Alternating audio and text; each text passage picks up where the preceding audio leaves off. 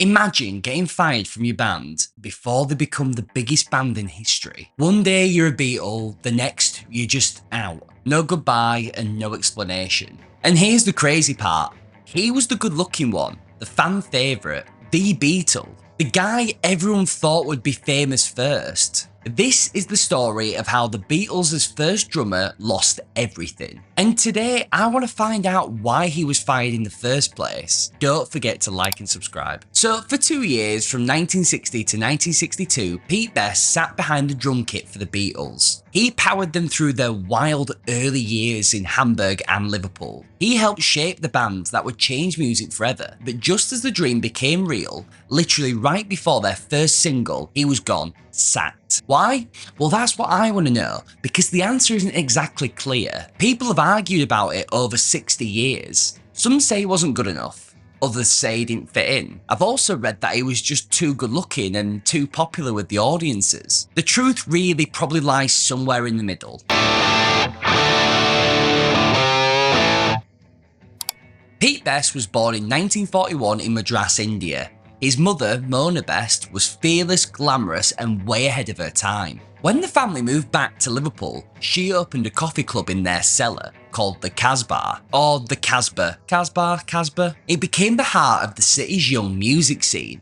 Local bands rehearsed there and kids were packed in every weekend. And it was at the Casbah that a scrappy little band called the Quarrymen started playing regular gigs. So Mona's son owned the drum kit, he looked cool, and could keep a beat. So when John, Paul, Stu and George needed a drummer for their first trip to Hamburg in 1960, Pete was an obvious choice. He auditioned and he got the job. A few days later, he was in a van heading to Germany. Oh, that's when I said, okay, I remember this guy. We went up to this club and they were gonna, Pete Best, and he had this drum kit for Christmas. People who owned drum kits were far and few between. It was an expensive item.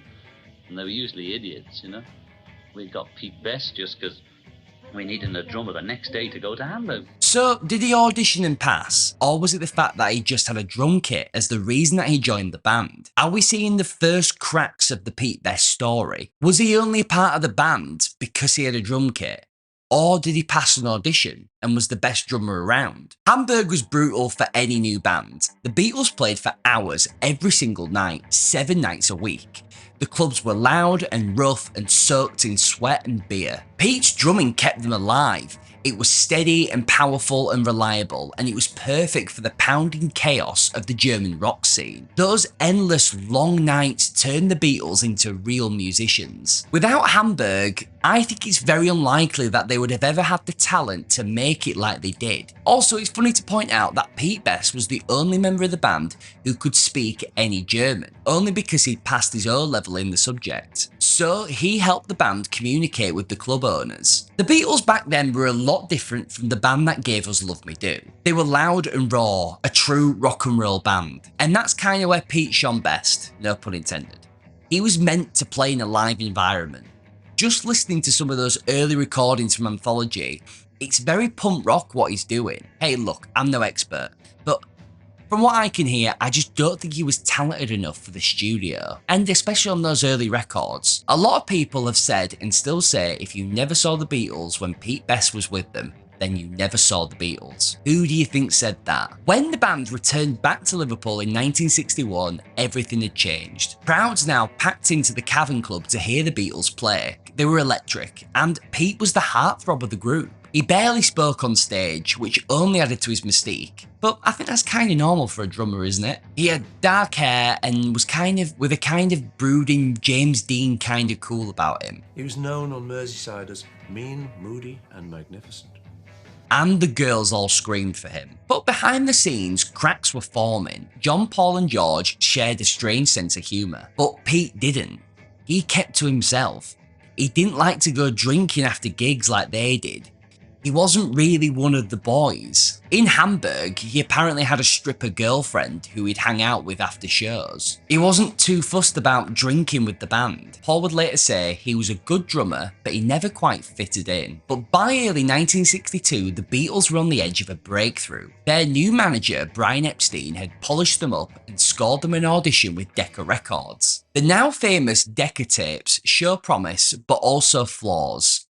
Then at EMI, producers like George Martin liked their songs but didn't love their drummer. He said Pete's playing was basic and inconsistent for studio work. Remember, this is 1962. You didn't have the mixture of drumming styles like we've come to know today. George Martin just knew how a drummer should sound in a kind of classical sense and in his mind in a studio. I think today that would probably be a lot different. I just want to point out that when Brian first introduced himself to the band, it was Pete Best's number that he took as a contact. How weird. When the band had their first session at Abbey Road that June, George Martin told Brian Epstein that he planned to use a session drummer instead. That hit hard. And we did a reasonable audition, not very good.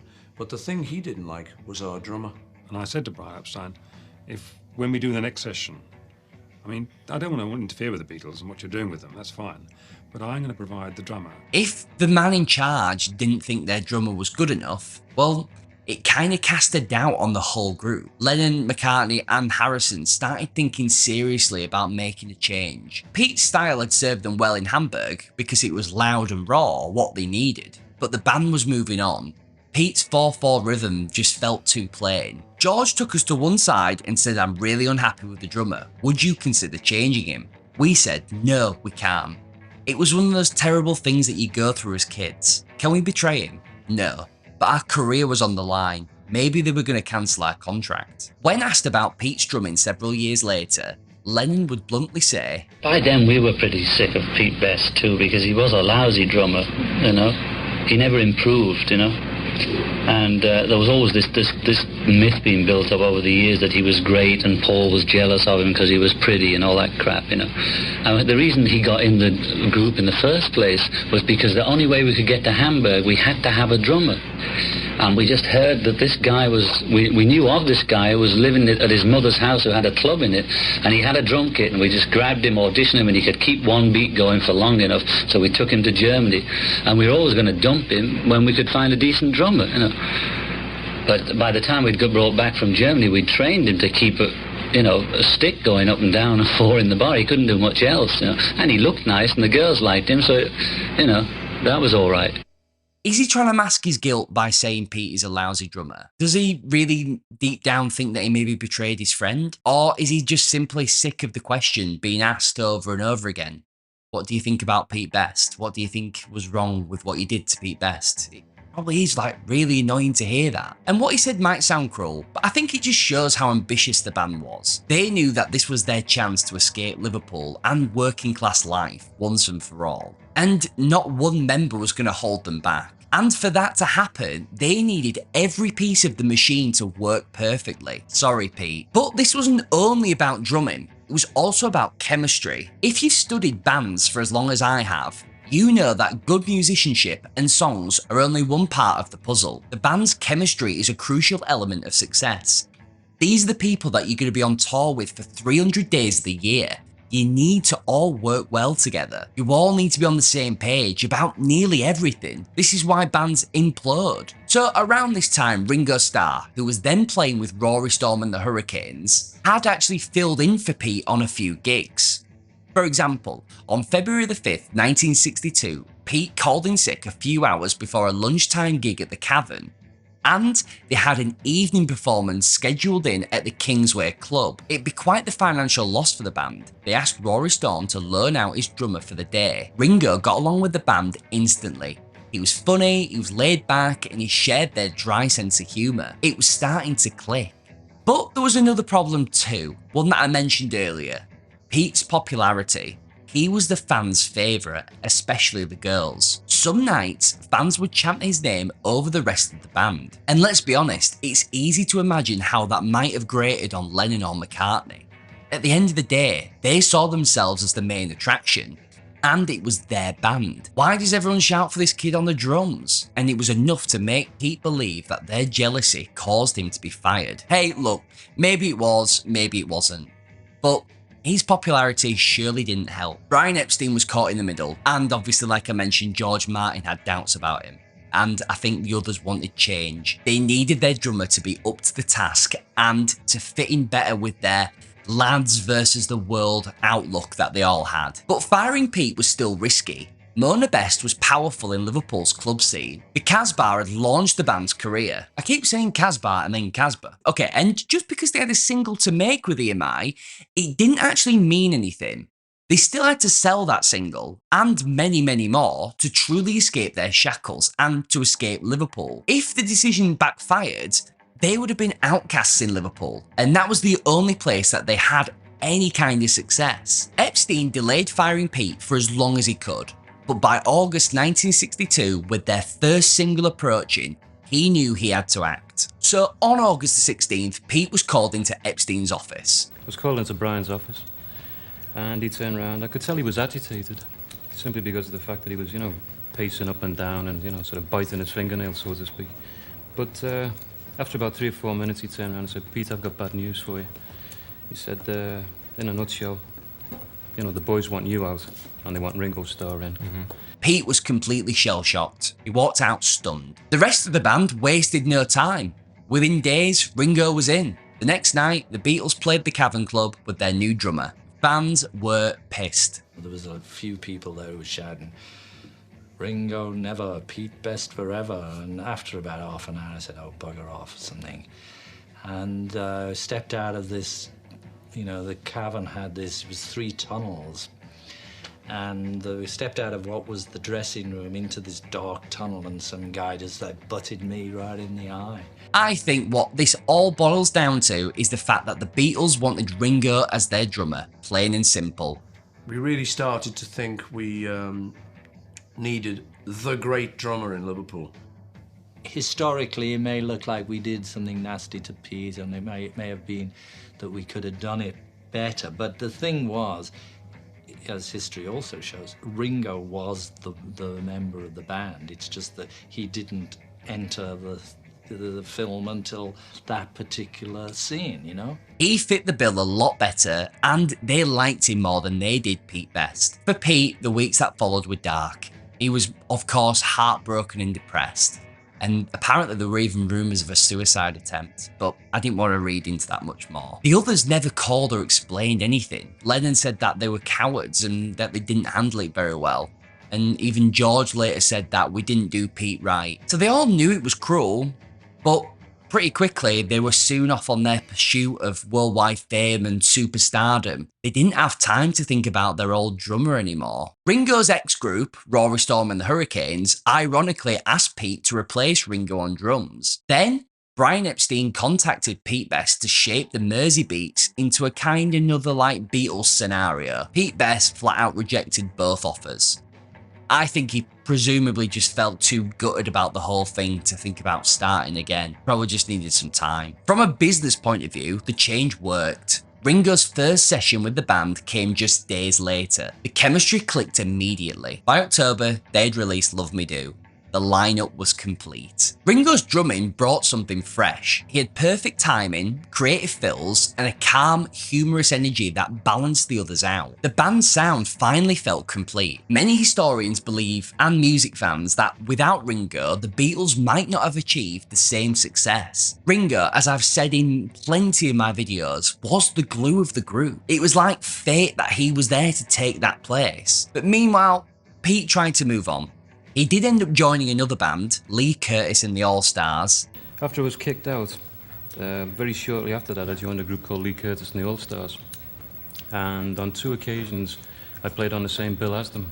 One was at the Cavern in Liverpool, and the other was at the Majestic Ballroom. And we were playing support to them on these occasions. And it meant that as we were coming off stage, the Beatles were going on stage. But nothing was ever mentioned. There was no acknowledgement. Nobody said, "Sorry, Pete," or "We'll talk to you later about it," or "It was business," or nothing? No, just Stony silence. Yeah. And But I think his spark for music had gone. By now, the Beatles had exploded into superstardom, and Pete Best was left in the shadow of what might have been. For years, he struggled with that legacy. He eventually took on regular jobs. I think he worked as a civil servant and even in a bakery. His name had become a punchline, but it wasn't until the 1980s that the world softened towards him. When the Beatles' Anthology 1 was released, it included early tracks which featured Pete's drumming. So he finally received recognition and royalties. Recognition for being there at the start of the band. After this, soon he began performing again and he appeared in some more documentaries and he seemed older and kind of more at peace. They made a decision as young men, he said. It could have been handled better, but I'm not holding it against them. Looking back, his firing feels almost inevitable. Ringo just fits so easily into the group. It's hard to imagine a world where there isn't a mop top sat behind the drum kit. But remember, in 1962, nothing about the decision was certain. The Beatles were still a local act. There was no guarantee that they'd go anywhere. No band had ever done what the Beatles went on to do. Epstein took a gamble, and so did the rest of the band. George Martin's doubts may have given them a reason, but the decision also came from within. From the fierce ambition of three young men who believed that they were destined for more. Pete wasn't a bad drummer. He had stamina, he had rhythm and reliability. He was what you'd call a real pounding rock and roll drummer. But he just wasn't the right fit for where the Beatles were heading. That's it, it's as simple as that. Ringo was. Ringo brought the humour, the looseness in the drumming, and probably the musicianship that the others needed. Obviously, there's still a sadness to Pete's story. Very few people have stood closer to fame only to miss it by a few inches. You can just picture him back in Liverpool, watching the news, watching the Beatles on TV, in their films, or on magazine covers, or on the radio, and he'd just been there thinking, I'd been there at the beginning. He'd helped them survive Hamburg, and yet finally when success came and all that early hard work was paying off, he was nowhere to be seen. I couldn't imagine possibly how it must feel watching this all unfold, knowing just how close he'd been to tasting that level of fame. Interviewers over the years often asked if he was bitter, and his answers surprised them. I've got no regrets. I think I'm a lucky guy. But the contribution and what we achieved in the 2 years I was with them was something I can look back with fond memories. Yeah. So regrets, no. No regrets. Far from it. Wow. It's hard not to admire that kind of grace. But when asked as to the reason why he was fired, he once said this: "There is only one person alive who knows this particular answer, and that person is Paul." So do we have Paul McCartney as the one to blame for Pete Best's sacking? Is that the final verdict? The Beatle who would go on to try and dictate the band's direction after the death of Epstein? Well, had he been doing this all along, as early as 1962? If he'd stayed, maybe the Beatles wouldn't have been the Beatles at all. Or maybe they'd have reached the same heights anyway. It's a weird twist of fate. Without Pete Best, the Beatles might never have survived those early years in Hamburg and, I guess, the Liverpool club scene. But without losing him, they might never have become legends. The decision was cruel, maybe unfair, but that's not for me to say. I want to hear from you. Why do you think Pete Best was sacked from the Beatles? Thanks very much for watching, all you rock and rollers. As always, please don't forget to like and subscribe. I really hope you enjoyed this video. Get your thoughts down in the comments below and I'll join you there. I'll see you all very soon. Take care, peace and love. It's not about yesterday. It's about today and tomorrow. And once I got that into my head, straight road ahead.